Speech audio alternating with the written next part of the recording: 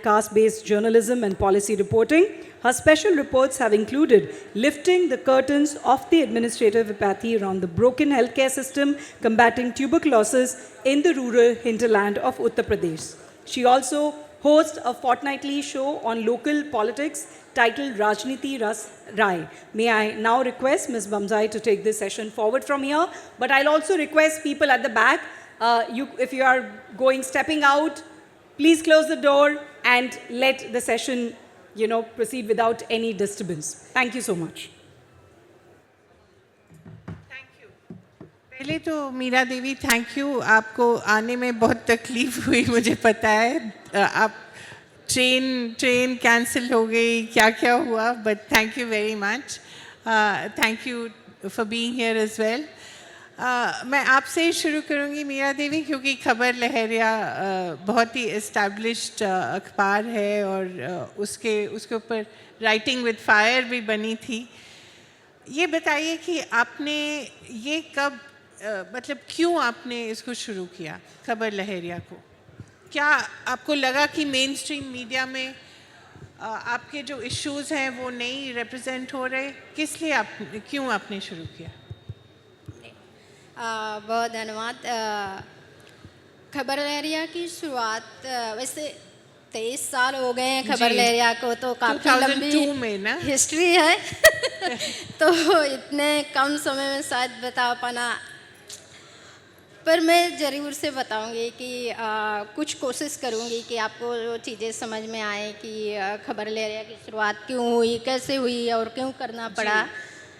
तो एटलीस्ट खबर लहरिया की शुरुआत 2002 से चित्रकूट डिस्ट्रिक्ट से उत्तर प्रदेश के हुई, और ये था कि एक महिला डाकिया नाम से एक न्यूज पेपर हुआ करता था जो सिर्फ 2 सीट का था, और उसमें कुछ महिलाएं महिला डाकिया में काम करती थीं. वो महिलाएं अपने काम के बारे में अपनी भाषा में, लोकल लैंग्वेज में, और हाथ से बने बुंदेलखंडी जी और हाथ से बना करके वो चित्र बना करके बड़े अक्षरों में, बोल्ड अक्षरों में, ताकि जो लोग साक्षर हैं या पढ़े लिखे नहीं हैं वो लोग भी समझ जाएं उन चित्रों के माध्यम से कि इसमें क्या लिखा हुआ है. तो इस तरह से कुछ बनता था. लेकिन कुछ दिन में महिला डाकिया बंद हो गया पैसों बजट के कारण. तो बहुत लोगों ने मांग करी कि वो हमारा अखबार, जिसको वो देसी अखबार बोलते थे, वो हमारा अखबार कहाँ है, उससे हमें बहुत सारी जानकारियाँ मिलती थीं. तो फिर जो महिलाएं काम करती थीं उन महिलाओं ने निरंतर ट्रस्ट जो है NGO, उनसे मांग करी कि हमको अखबार को आगे ले जाना है. हाँ, अगर आप हमारी हेल्प करें आर्थिक रूप से. तो फिर हाँ, उन्होंने हेल्प करी और खबर लहरिया आज पहले तो 4 पेज हुआ, फिर 4 पेज से जो ब्लैक एंड वाइट था वो कलर्ड हुआ, फिर इसके बाद वो 8 पेज हुए, और 8 पेज के बाद फिर वो एटलीस्ट 2016 की बात है जब हम पूरी तरह से टेक्नोलॉजी हो गए, क्योंकि ये प्रिंट चलाना हमारे लिए मुश्किल हो रही थी. और ये भी कि जब पूरा मतलब सब लोग अब टेक्नोलॉजी ही हो रहे थे, तो फिर ये था कि हम भी क्यों पीछे रहे. तो A to Z महिलाएं हैं, काम कर रही हैं. अब कितनी हम तो महिलाएं हैं उधर? 40+. अच्छा. हाँ, तो यूपी, MP, बिहार, छत्तीसगढ़, इन राज्यों में हम पहुंच चुके हैं और वहाँ से काम कर रहे हैं. जी. सारी महिलाएं हैं और सारे सोशल मीडिया के जितने भी पेज हैं उन सारे पेजों में हम तो आप उनके बॉस हो? जी. तो या sorry. Can we please request people to settle down? There's a lot of commotion going on, and can we close the door? I mean, those who are inside, please close the door and, so that the others can listen. Thank you so much. And people at the back, please settle down. Thank you. I'm so sorry to interrupt. Thank you. No, that's all right. तो ये तो हुआ आपकी कहानी मीरा.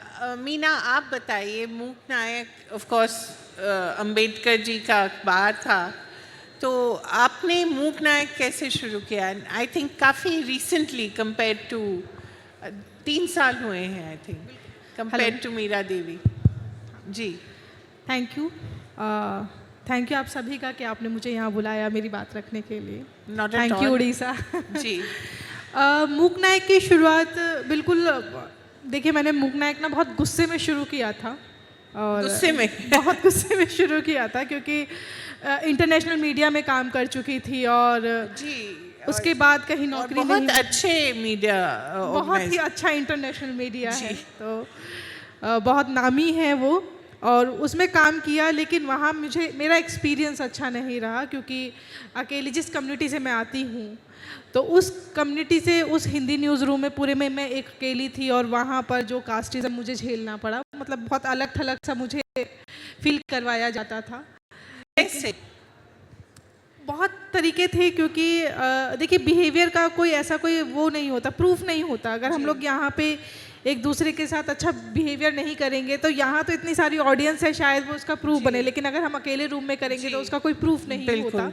लेकिन इस तरह से होता था जैसे न्यूज़ रूम में कभी भी डांट देना, जबकि उस मीडिया ऑर्गेनाइजेशन की पॉलिसी थी कि आपको अगर तारीफ़ करनी है तो सबके सामने करनी है, अगर किसी की कुछ कमी बतानी है क्योंकि कोई भी परफेक्ट नहीं होता तो उसको अकेले में जाके बताना है कि ये रिटर्न पॉलिसी में है, जबकि यहाँ की इंडियन मीडिया में नहीं है, लेकिन वो इंटरनेशनल मीडिया में रिटर्न पॉलिसी में है।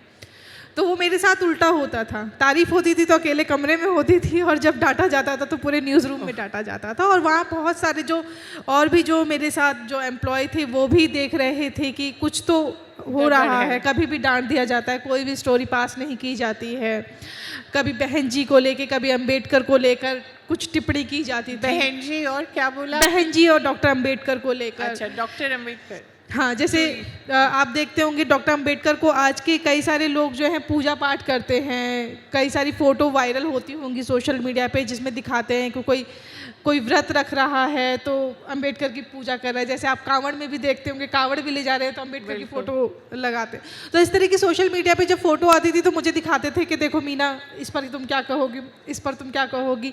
बहन जी का आता था तो कुछ अच्छा देखो बहन जी की न्यूज़ आ रही है, ये तो सिर्फ एक तरह के लोगों का काम करती है। तो इस तरह के कमेंट्स लगातार किए जाते थे और मैंने कई बार कंप्लेन की अपने एडिटर को कि मेरे साथ जो बिहेवियर है वो बहुत अच्छा नहीं हो रहा। खासकर मेरे जो जस्ट बॉस थे मेरे से ऊपर, वो बिल्कुल भी अच्छा बिहेवियर नहीं करते थे। Even good morning good evening तक का जवाब नहीं देते थे वो मुझे। इवन अगर मैं उनसे आगे होके सामने से निकल रहे, मैं बोल रही हूँ उन्हें, तो वो मुझे ना देके वो कहेंगे मीरा जी को, अच्छा गुड मॉर्निंग मीरा जी, इस तरह से होता था।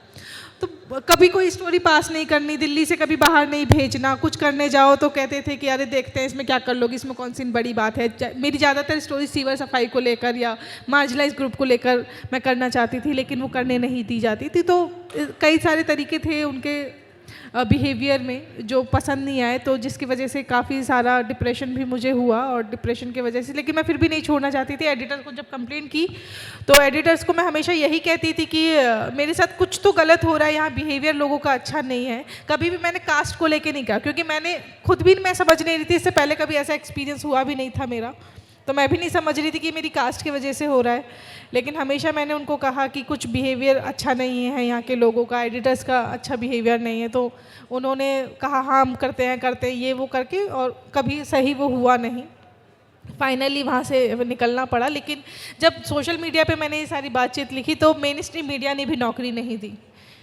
तो मेन स्ट्रीम मीडिया आपके बारे में लिखा बट नौकरी नहीं दी। मेन स्ट्रीम मीडिया ने नहीं लिखा। मेन स्ट्रीम मीडिया ने तो बहुत बाद में लिखा, जब इंटरनेशनल मीडिया में पब्लिश होने लगा उसके बाद मेन स्ट्रीम मीडिया को लगा कि अच्छा ये भी कुछ स्टोरी हो सकती है। तो मेन स्ट्रीम मीडिया ने नहीं लिखा था। उनका कहना था कि हम ट्रबल मेकर्स को नहीं रख सकते क्योंकि आप जानते हैं डेटा कहता है कि एक तो दलित नहीं है मेन स्ट्रीम मीडिया में, ऊपर से जो है वो बोल नहीं सकते अपने मुद्दों पे, लिख नहीं सकते, तो वोकल दलित तो उनको वैसे भी नहीं चाहिए, तो उनको ट्रबल मेकर्स नहीं चाहिए थे। जबकि मेरे इंटरव्यू वगैरह टेस्ट वगैरह सब कुछ अच्छे गए थे, पॉजिटिव रिस्पांस था, लेकिन वो कुछ हुआ नहीं। फिर अल्टरनेटिव मीडिया में भी कोशिश की नौकरी की, लेकिन वहाँ पे भी कोई नौकरी मिली नहीं, सिर्फ फ्रीलांस काम करवाया। कभी फ्रीलांस आप जानते हैं, कभी स्टोरी पास हुई तो नहीं हुई क्योंकि बहुत सारे फ्रीलांसर हूँ। तो बहुत दिक्कत होती है। आप तो इतनी सीनियर है, लेकिन हमारे लिए एकदम शुरुआत थी वो। तो उसमें उनके बहाने होते थे कि यहाँ पे तो हमारा स्टाफ है, इसमें क्या है।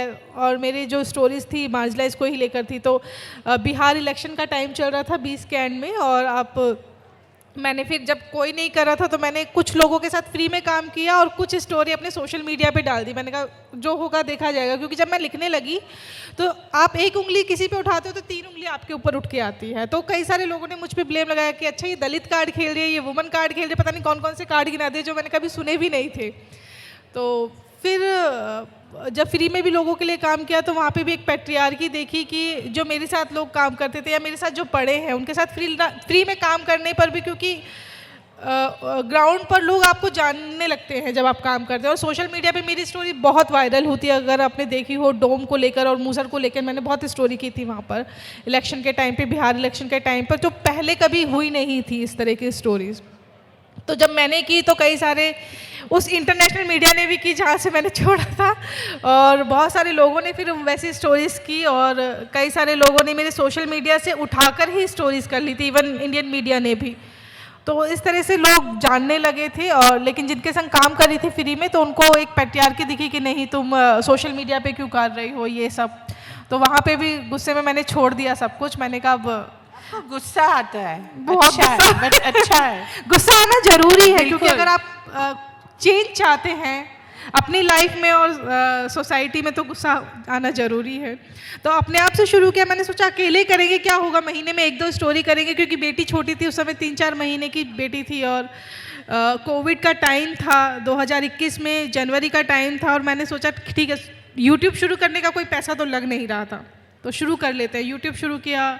और मूक नायक, क्योंकि आपने भी कहा जैसे 1920 में डॉक्टर अंबेडकर ने शुरू किया था, तो उनका जो गुस्सा था उन्होंने भी एक गुस्से में शुरुआत किया था कि 1920 में भी उस समय का जो मीडिया था वो मार्जिनलाइज ग्रुप का या उस तबके की खबरें नहीं दिखाता था, और इस समय भी वही हालात थे। इतने साल हो गए, 100 साल से ज़्यादा हो गए थे, फिर भी कोई कुछ बदलाव नहीं था। तो मुझे लगा मुझे भी शुरू करना चाहिए। और ऊपर से जो कोई दलित महिला तो है ही नहीं जल्दी से मीडिया में इस तरह का काम करने वाली। तो मैंने कहा अपना ठीक है, अपना शुरू करते हैं। और अपना शुरू किया।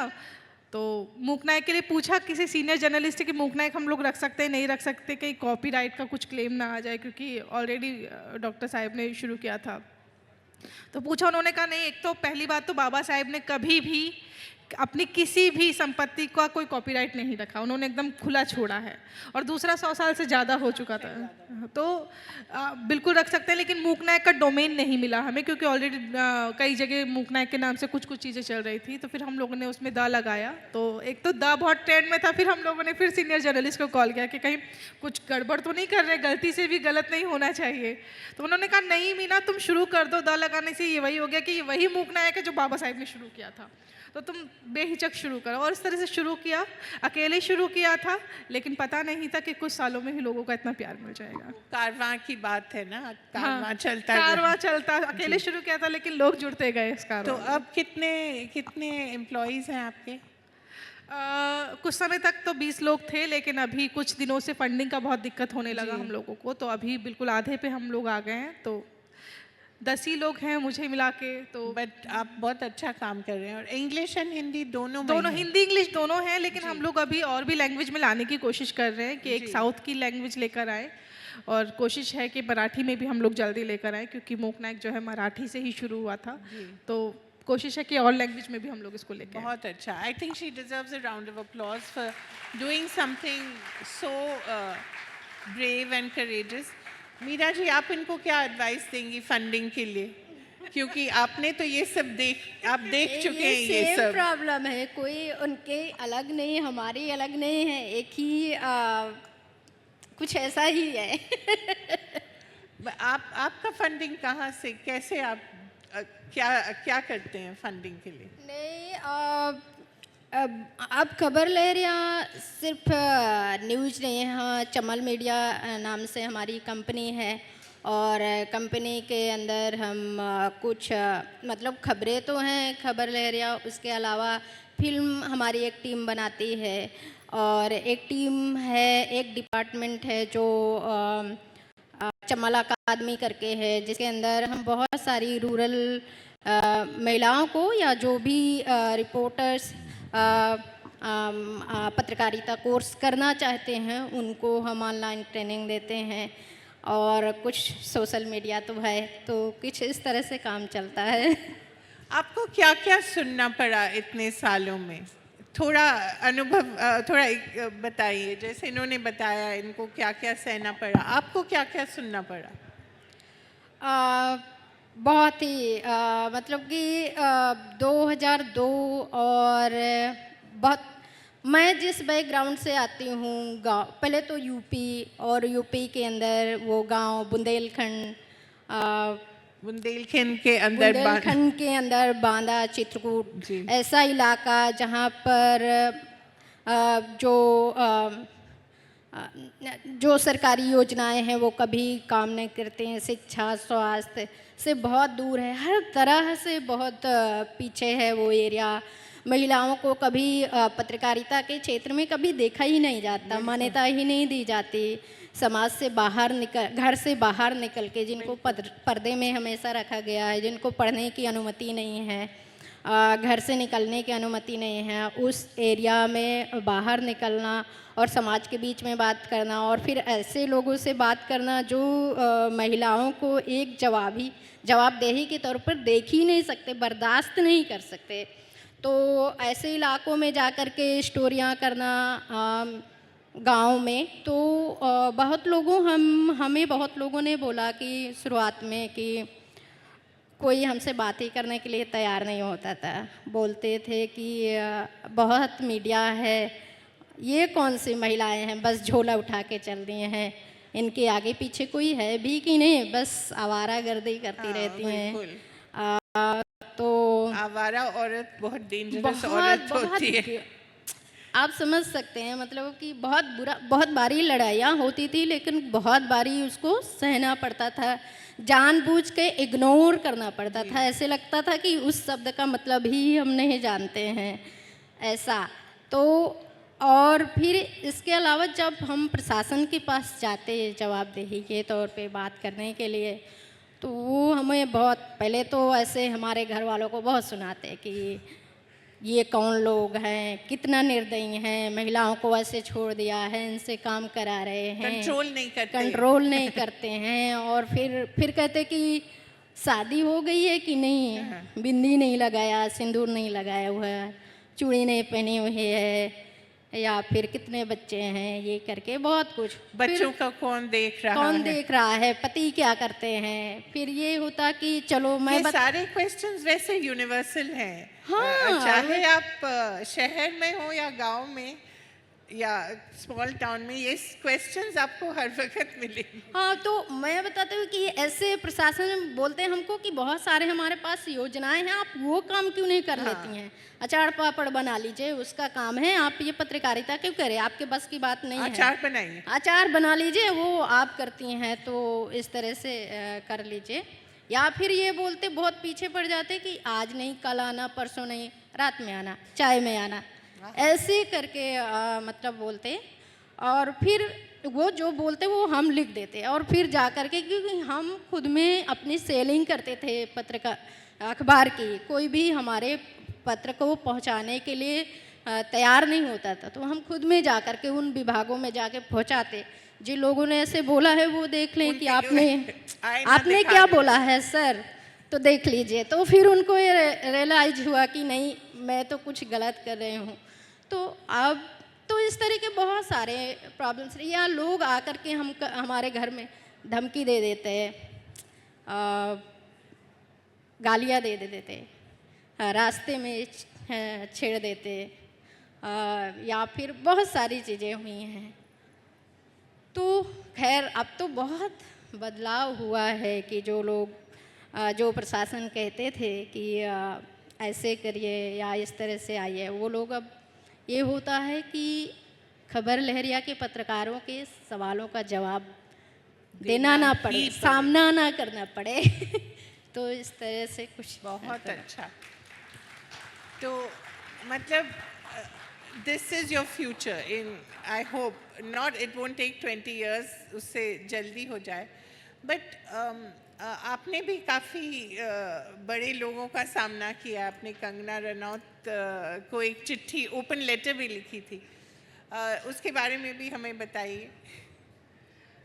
एक्चुअली एग्जैक्ट ट्वीट तो मुझे याद नहीं है, लेकिन कंगना ने उस समय शायद 20 के एंड की ही बात है ये, और उस समय 19 या 20, मुझे एग्जैक्ट डेट भी याद नहीं है, 19 या 20 में ही उन्होंने एक कास्ट को लेके और आरक्षण को लेके एक ट्वीट किया था। उनकी आदत है ये करना। हाँ, तो उस समय, क्योंकि उस समय इतना नहीं बोलती, शुरुआत थी कंगना की बोलने की इस तरह से, तो बहुत ही अजीब सा, मेरे को एग्जैक्ट याद नहीं आ रहा, लेकिन उस पर फिर मैंने पूरा एक लेटर लिखा था। और हुआ ये था कि दिलीप मंडल ने एक बुक शेयर की थी जिसमें शायद यूएस में या कहीं पे उस बुक को दिया, जी, it was on the caste. Yes, तो ताकि कास्ट को लोग समझे। और दिलीप मंडल को उन्होंने रिप्लाई करते हुए एक ट्वीट किया था आरक्षण और इस पे लेके, कास्ट को लेकर। तो उस ट्वीट का जवाब मैंने दिया था, और उस समय उसी में एक्चुअली प्रिंट में ही मैं वो लेटर पब्लिश करवाना चाह रही थी, क्योंकि मेरा वो उसी के लिए रिप्लाई था। लेकिन उस समय प्रिंट में पब्लिश नहीं हुआ, फिर वो वायर में पब्लिश हुआ। और वो लेटर में मैंने उसको बताया कि आरक्षण हम जैसे लोगों के लिए क्यों ज़रूरी है, क्योंकि मेरे माँ बाप मजदूर रहे हैं और हम 4 बहन 1 भाई थे। तो अगर आरक्षण नहीं होता तो शायद हम बहनों को, हमको पढ़ने का मौका नहीं मिलता, क्योंकि फ्री की एजुकेशन थी, तो इसलिए घर वालों ने भी पढ़ा दिया।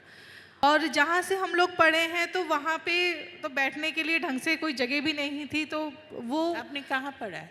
सरकारी स्कूल में पढ़ा, अपने घर के पास में ही। कहाँ? कौन सा सरकारी स्कूल है? नगर निगम के जो स्कूल होते हैं दिल्ली में। हाँ, दिल्ली में, तो वहाँ पढ़ा था। और आरक्षण की वजह से ही मेरी सारी पढ़ाई आरक्षण की वजह से हुई है, और मुझे बहुत गर्व होता है ये बोलते हुए, क्योंकि मैं अपने ख़ानदान की पहली लड़की हूँ जो यहाँ तक पढ़ी हूँ और जर्नलिस्ट बनी हूँ, यहाँ तक पहुँची हूँ। कोई नहीं है दूर दूर तक मेरे ख़ानदान में। अब मेरे बाद आए तो बात अलग है, लेकिन अभी तक नहीं है। तो आरक्षण की वजह से हुआ। मैंने वो उस लेटर में सब कुछ लिखा कि कैसे एक मजदूर माँ बाप की बेटी पढ़ती है आरक्षण की वजह से, कैसे वो पहुँचती है सोसाइटी में, कैसे वो एक इंटरनेशनल मीडिया में काम करती है। आप कहते हो कि कास्टिज़म ख़त्म हो गया, शहरों में कास्टिज़म नहीं है, लेकिन मैंने उस इंटरनेशनल मीडिया में जो दिल्ली में है जिसका ब्रांच, और वहाँ पे कास्टिज़म झेला है। तो आप गांव देहात की बात तो छोड़ ही दीजिए। आज का कास्टिज़म ये नहीं कहता कि मैं आपको छू लूँगा, मैं आपके साथ नहीं खा सकता, मैं आपके साथ बैठ नहीं सकता। बड़े आराम से अपर कास्ट जो होते हैं, जो कास्टिस्ट लोग होते हैं खासकर, वो ये कहते हैं कि अरे हमारा तो फलाना दोस्त जो है दलित है, हम तो उसके साथ खाते हैं, उसके साथ बैठते हैं।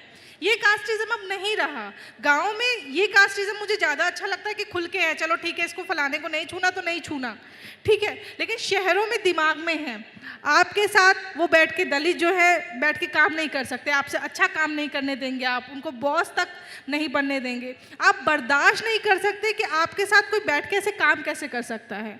तो और आप शहरों में ही देख लीजिए, आपके आसपास सफाई कौन करता है?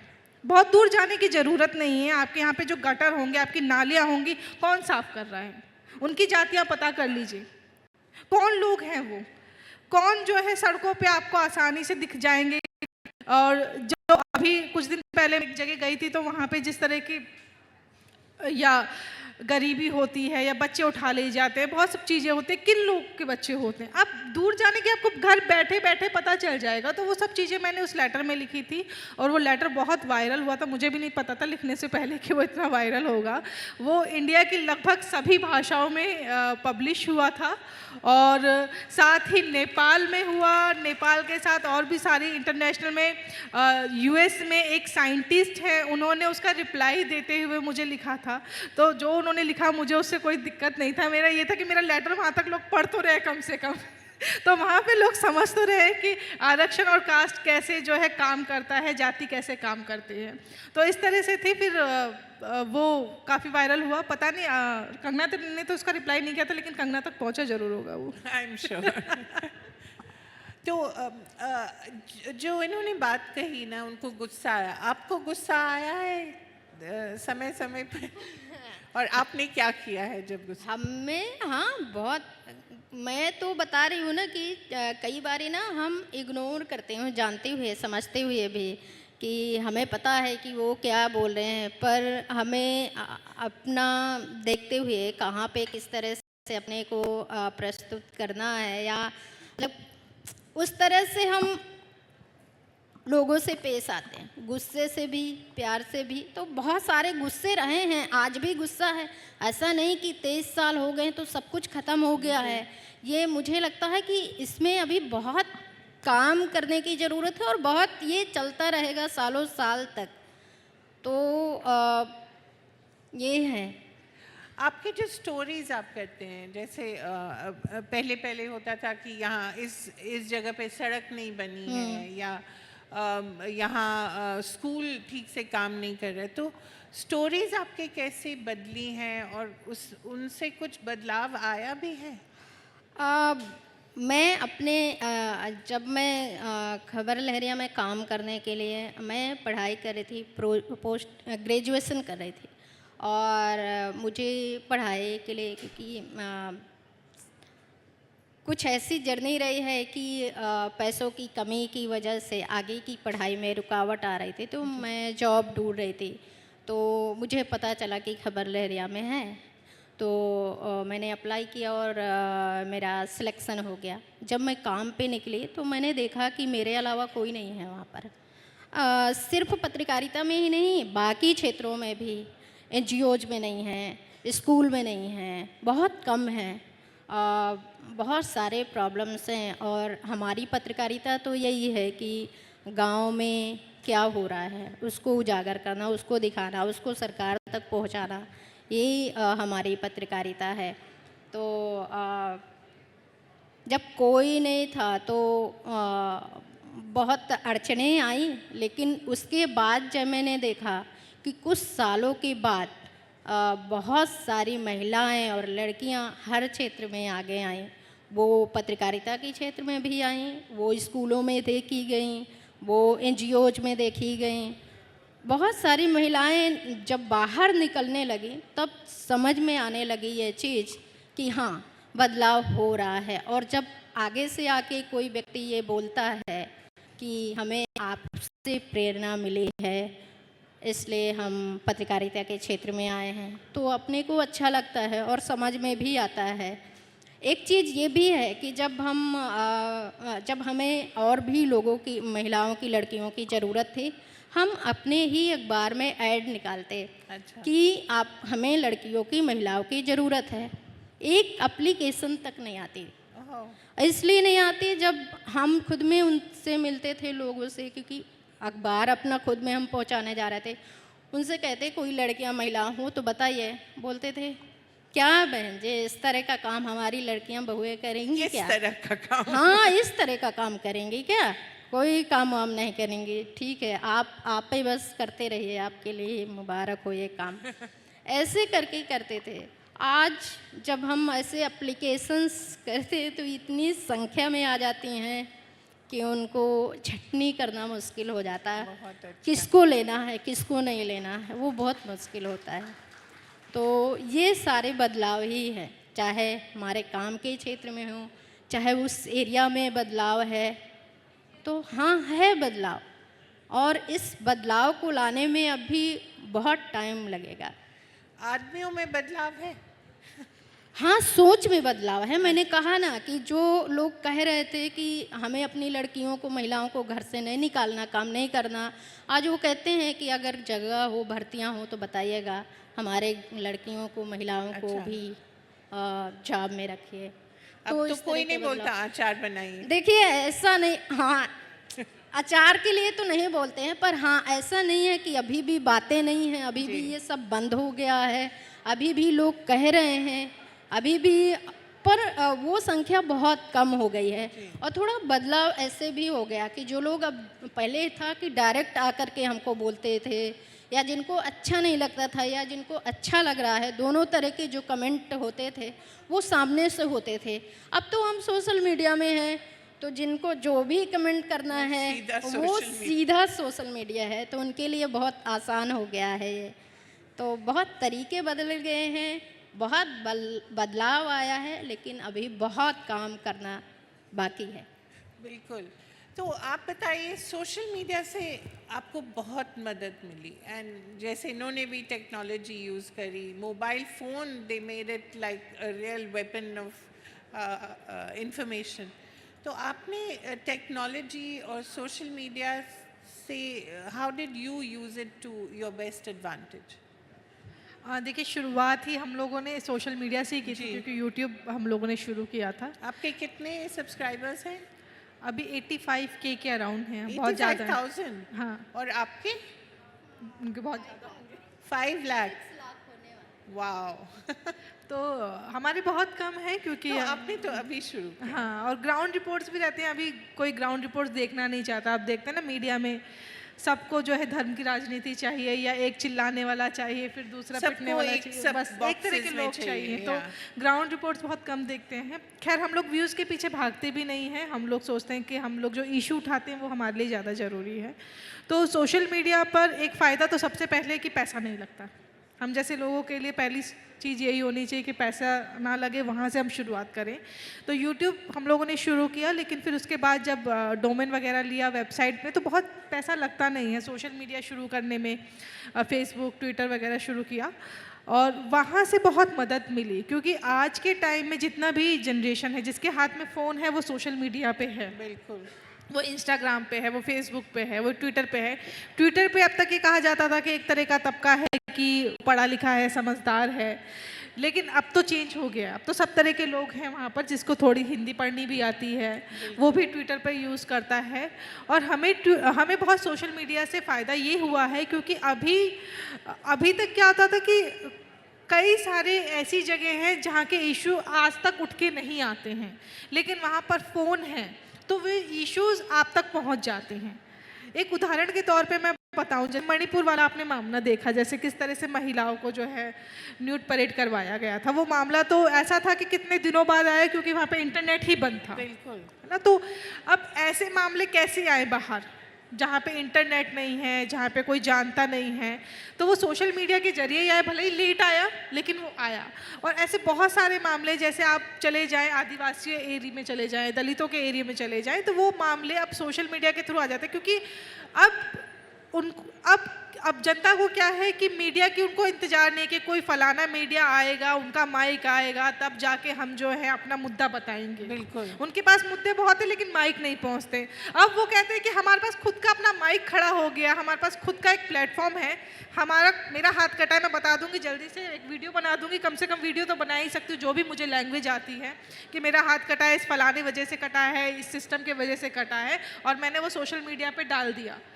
कुछ हैशटैग डाल दिए तो और अच्छा रहेगा, लेकिन अगर मैंने वैसे ही उस सोशल मीडिया पर, तो धीरे धीरे अपनी रीच पकड़ लेता है और हम तक, लोगों तक पहुंचता है। वो मेन स्ट्रीम मीडिया का भी मुद्दा बन जाता है।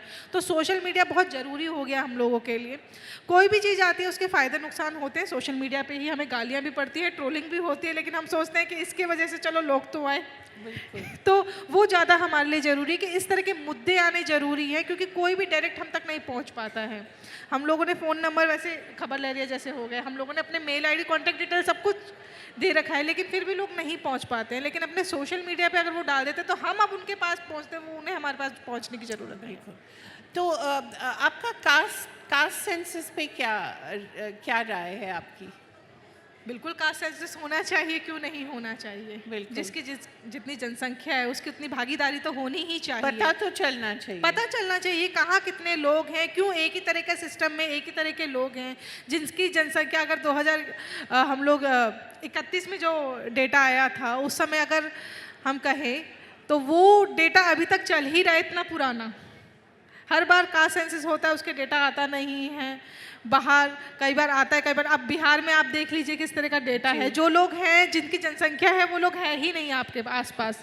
सिस्टम में नहीं दिखाई देंगे आपको, यूनिवर्सिटी में नहीं दिखाई देंगे आपको, कोर्ट में नहीं दिखाई देंगे आपको, कहीं दिखाई देंगे, मीडिया में नहीं दिखाई देंगे। चलो मीडिया प्राइवेट है, लेकिन फिर भी लोग क्यों नहीं हैं? आप हर चीज़ जो है प्राइवेटाइजेशन लगाने की तरह जो शुरुआत कर रहे हैं वो एक तरह का न्यू ब्राह्मणिज्म ही है। इस तरह से आपका कास्ट को जो है आप पहचान रहे हैं और जो है आरक्षण खत्म हो जाएगा। आरक्षण की वजह से जो पहली पीढ़ी हम जैसे लोग जो पहुंच रहे हैं उनसे उनको इतना खतरा हो गया कि उनको जो है प्राइवेटाइजेशन लाने की ज़रूरत पड़ गई। तो ये न्यू ब्राह्मणिज्म ही है कि आप कैसे हम जैसे लोगों से इतना डर गए हैं कि एक दो लोग आ भी रहे हैं उनको वापस खींचने की ज़रूरत है। तो कास्ट सेंसस होना चाहिए, जिसकी जितनी जनसंख्या उसका पता चलेगा कितने लोग हैं। और अपर कास्ट का जैसे कहे जाए कि बहुत कम उनकी जनसंख्या थी उस समय, तो अभी तो वो और कम हुए होंगे क्योंकि पढ़ा लिखा तबका वही माना जाता था। अब जब पढ़ा लिखा है तो वो 2 से ज़्यादा बच्चे करते नहीं हैं, ठीक है, उससे भी कम या 1-2 ज़्यादा कर लेंगे। लेकिन क्योंकि पढ़ लिखने के बाद आपको पता है कि आपकी फाइनेंशियल कंडीशन जैसी है वैसा ही आप अपना परिवार भी बढ़ाएंगे। लेकिन जो लोग पढ़े लिखे नहीं हैं उनकी जनसंख्या बड़ी होगी क्योंकि वो लोग पढ़े लिखे नहीं हैं, उनके पास कुछ नहीं है, तो उनकी जनसंख्या तो आज और ज़्यादा बड़ी होगी, वो तो और कम होंगे। लेकिन फिर भी जो कम लोग हैं वो सब जगह बैठे हैं, जो ज़्यादा है वो कहीं दिखाई नहीं देते। बिल्कुल। आपके खबर लहरिया के लिए क्या एम्बिशन है, कैसे देखना चाहते हैं आप उसको? खबर लहरिया मतलब कि ऐसा है कि जो ग्रामीण एरिया है, ग्रामीण भारत है या भारत के बाहर भी जो ग्रामीण इलाके हैं उन पर काम करना, उनके मुद्दे को अपने नारीवादी नज़रिए से पेश करना। तो महिलाओं को और जो जाति व्यवस्था इस तरह से है उसमें जो बहुत पीछे हैं लोग, उन जाति के कारण, जाति जिस तरह से हावी है उन सब को लेते हुए आगे बढ़ना। तो ग्रामीण भारत मेन रूप से हम वहीं पर काम कर रहे हैं और सबको इनवाइट भी करते हैं कि वहाँ पर आइए, जहाँ पर पत्रकारिता करने की ज़रूरत है वहाँ पे पत्रकारिता करिए। सबके लिए मैं तो बहुत सारी यूनिवर्सिटियों में कई बार मौका मिलता है जो मास कम्युनिकेशन कर रहे हैं बच्चे, वहाँ पर जा कर के उनको भी इनवाइट करते हैं कि जब भी आप पत्रकार बनिए तो ज़रूर से आप ग्रामीण इलाके में जाइए, आप भी आइए, ग्रामीण इलाकों को देखिए, वहीं पर रियल स्टोरियाँ हैं, वहीं पर उन्हीं मुद्दों को ज़रूर से उठाना चाहिए और वहाँ पर सबको काम करने की ज़रूरत है। बिल्कुल। आजकल में आपको क्या लगता है ग्रामीण इलाके में सबसे बड़ी कहानी, सबसे बड़ी स्टोरी क्या है? बहुत सारे मुद्दे, मैं जिस एरिया में रहती हूँ मैं वहाँ की बात करूँ या फिर ग्रामीण इलाकों की बात करूँ जहाँ पर हम काम करते हैं, वहाँ पर बहुत सारी चीज़ें हैं जो उनकी स्वास्थ्य योजनाएं, शिक्षा, मैं कहती हूँ सबसे बड़ी जो ज़रूरत है वो शिक्षा है। आप शिक्षा सुधर जाए तो सब कुछ सुधर जाएगा। तो सबसे मेन ज़रूरत है उस मुद्दे पर काम करने की ज़रूरत है, एक शिक्षा होनी चाहिए। बिल्कुल। और आप क्या सोचते हैं सबसे बड़ी ज़रूरत क्या है? मैं सहमत हूँ मीरा जी से, शिक्षा बहुत ज़रूरी है। अगर आप शिक्षित हैं तो सब कुछ कर सकते हैं, क्योंकि शिक्षा ना होने की वजह से ही आज जो है कई इलाकों में एफआईआर तक नहीं लिखी जाती, जो एक बहुत मामूली है एक प्रशासन तक पहुंचने में। और कोई भी इंसिडेंट हो एफआईआर लिखनी चाहिए, लेकिन एफआईआर इसलिए नहीं लिखी जाती क्योंकि वो लोग पढ़े नहीं हैं और उन लोगों को डराया जाता है कि अरे तुम्हारा तो यहाँ कोई सिस्टम में बैठा नहीं है, तुम्हारा होना जाना क्या है। हमारे पास बहुत सारे उदाहरण है, हाथरस का तो पूरे देश में ही पता है, ठीक है, लेकिन उसकी एफआईआर नहीं लिखी गई थी। एक तरह के लोगों का तबका रहता है, एक तरह का डोमिनेंस रहता है और लोगों की एफआईआर तक नहीं लिखी जाती है। तो अगर आपके पास शिक्षा होगी, आप अपने कानून जानेंगे, आप अपने अधिकार जानेंगे, आप सब जानेंगे। और जब आप अपने अधिकार जानते हैं तो आप सब कुछ पालेंगे, क्योंकि शिक्षा होगी तो आपको रोजगार भी मिलेगा, आप सब कुछ कर सकते हैं। जो आपको चाहिए, चाहे फ़ोन हो, चाहे लैपटॉप हो, चाहे साइकिल हो, जो आपको फ्री में दिया जा रहा है उस लालच में मत आइए। शिक्षा होगी तो आप खुद पालेंगे। तो ऐसा बनिए कि आप खुद खरीद सकें और दूसरों को डोनेट करें, ऐसा नहीं कि आप उस डोनेशन वाली लाइन में खड़े हो। वेरी गुड जी, आप कुछ बोलना? हाँ, मैं ये कह रही थी कि मैं अपने को अगर देखूं तो मेरी बहुत सारी सहेलियां हैं जो मेरे साथ पढ़ाई तो करी हैं, पर कई हैं कि सरकारी जॉब में चली गई, पर कई ऐसे हैं जो घर के अंदर हैं। तो जब तक शिक्षा नहीं मिलेगी तब तक आप, और ऐसी शिक्षा नहीं कि सिर्फ आपने ग्रेजुएशन किया, पोस्ट ग्रेजुएशन करे, बड़े बड़े डिग्रियां करके फिर से आप घर में बैठे हो। जब तक आप बाहर नहीं निकलोगे, जैसे हमारे यहाँ जो महिलाएं हैं काम करती हैं, उन्होंने कभी इस फोन को नहीं देखा होगा। हाँ, मैंने वो या वीडियो देखा है, वो वो कह रहे- स्कूल नहीं गई हुई हैं, कैसे फोन को यूज करते हैं। 6 महीने की पढ़ाई की हुई हैं, और वो भी जो आवासीय विद्यालय होते हैं, कुछ एनजीओ चलाते हैं, ऐसी महिलाएं आज खबर लहरिया में काम कर रही हैं और धाकड़ रिपोर्टर हैं, वो रिपोर्टिंग करती हैं। उनसे बेहतर रिपोर्टिंग शायद जो पढ़े लिखे हमारे यहाँ महिलाएं वो भी नहीं कर पाती हैं, इतनी धाकड़ रिपोर्टिंग करती हैं। तो ये है कि शिक्षा के साथ में मौके मिलना बहुत ज़रूरी है। आज मैं यहाँ पर बात कर रही हूँ या इंटरनेशनल जर्नियाँ भी करती हूँ, तो वो क्यों करती हूँ, बाहर निकले हूँ तब जा कर के मैं ये कर रही हूँ। तो शिक्षा के साथ में ये भी बहुत ज़रूरी है। तो आप बहुत लोगों के लिए रोल मॉडल हैं, आपका कोई रोल मॉडल है? ज़रूर, हम एक दूसरे से सीखते हैं। मैं इस पर भरोसा रखती हूँ, सीखने और सिखाने वाले पर। जो आज मेरे ऑफिस में जो नया बंदा आज आया हुआ है, मैं उससे सीखती हूँ, तो इस पर बहुत भरोसा है। तो मैं जैसे सिखाती हूँ वैसे मैं सीखती भी हूँ। Very good. आपका कोई रोल मॉडल है? बिल्कुल है मेरा रोल मॉडल। मेरा रोल मॉडल सावित्री माई फूले हैं। wonderful। क्योंकि जिस तरह की गालियाँ पड़ती हैं लगातार, तो मैं हमेशा उनके बारे में सोचती हूँ कि उन समय जब उन्होंने महिलाओं का स्कूल खोला था तो कैसे उनको पत्थर मारे जा रहे थे, कैसे उनको रास्ते में गोबर फेंका जाता था, लेकिन फिर भी वो नहीं रुकी और उनकी वजह से हम लोग यहाँ हर एक महिला पढ़कर यहाँ बैठी हैं। तो मेरे रोल मॉडल वही है। तो मुझे जब इतनी गालियाँ पड़ती हैं, मैं सोचती हूँ जब उनके साथ तो इतना फिजिकल हो रहा था, मेरे साथ तो भी ऑनलाइन हो रहा है, तो ठीक है। तो मुझे लगता है जब वो कर सकती है तो मैं भी कर सकती हूँ। बहुत बहुत शुक्रिया आप दोनों का, बहुत मज़ा आया बात करके। Thank you so much and may both of you do very well. Thank you. Thank you so much.